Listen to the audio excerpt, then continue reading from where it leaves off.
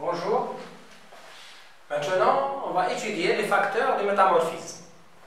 Alors, les facteurs du métamorphisme sont la température et la pression, ou les deux.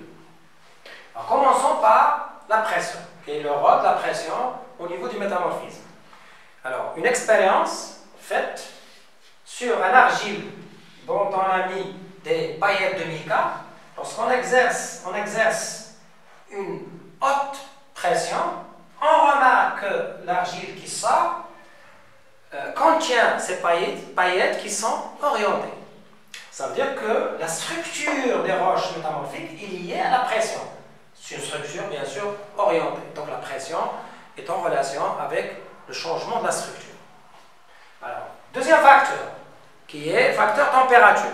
Un chercheur, il a réalisé l'expérience suivante. Il a mis un argile contenant les minéraux suivants, qui sont la chlorite, moscovite et cérécite, à une haute température vers les 570 degrés. Il a obtenu un mélange contenant le plagioclase, la biotite et l'andalusite. C'est-à-dire que les premiers minéraux, ils ont disparu et il y a apparition de nouveaux minéraux. Lorsqu'on augmente la température jusqu'à 700 degrés Celsius, on remarque qu'il y a une partie solide, une partie liquide. La partie solide contient le plagioclase, la biotite, mais l'apparition d'un nouveau minéral qui est sélémanite. C'est-à-dire que plus la température augmente, plus il y a disparition de minéraux, il y a réapparition de nouveaux minéraux. Ce qu'on a dit dans la définition du métamorphisme, dans la première vidéo, que le métamorphisme, c'est un changement de la structure, de la composition minéralogique, mais la composition chimique reste constante.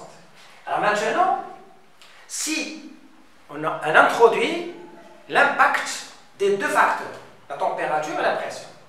Alors un chercheur, il a pris un mélange d'argile, et il a suivi cette argile, la température et la pression. Cela a donné la courbe suivante. L'axe des abscisses, c'est la température, l'axe des ordonnées, la pression et la profondeur. Alors vous remarquez que cette courbe-là, elle est renversée. Pourquoi? Parce que ça, c'est la surface, et plus la profondeur augmente, plus la pression augmente.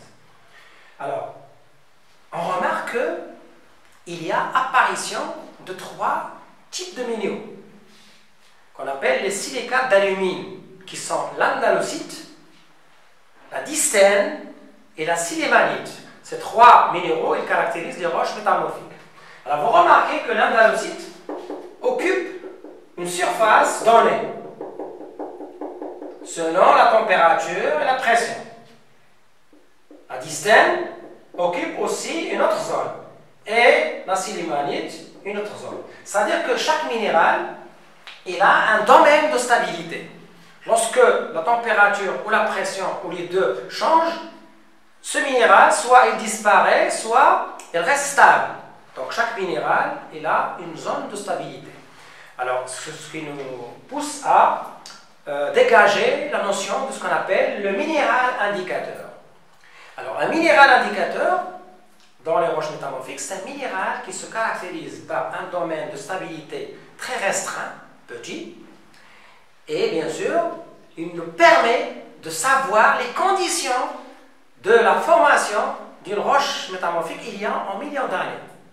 C'est-à-dire, par exemple, si je prends le minéral, ça c'est la température, domaine de stabilité du minéral X, Y, et le minéral Z.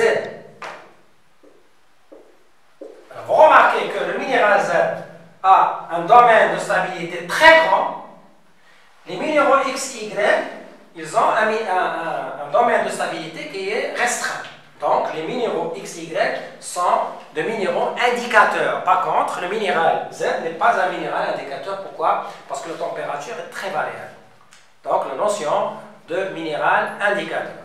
Alors, je vais vous donner quelques exemples de minéraux indicateurs, de la température et de la pression. Vous allez normalement apprendre. Pourquoi? Parce qu'ils vont vous aider dans les exercices du national. Alors, les minéraux qui caractérisent la pression, c'est-à-dire il existe dans le domaine où la pression est haute, c'est la distane glucophane jadid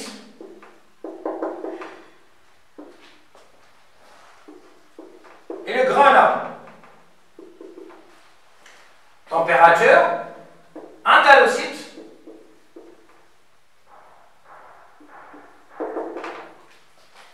amphibole,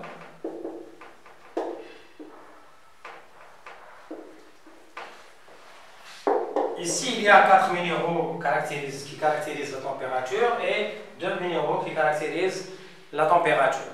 Donc si je trouve par exemple une roche contenant la jadéite ou le glucophane, qu'est-ce que je vais dire? Je vais dire que cette roche, elle a été formée il y a des millions d'années dans des conditions de haute pression. Si je trouve par exemple l'amphibole ou la silimanite, je vais dire que cette roche s'est formée il y a des millions d'années dans des conditions de haute température. Donc, à la fin, je donne une définition du minéral indicateur. Le minéral indicateur, c'est un minéral qui se caractérise par un domaine de stabilité très restreint, très court, et qui nous aide à déterminer les conditions de formation d'une roche il y a des millions d'années.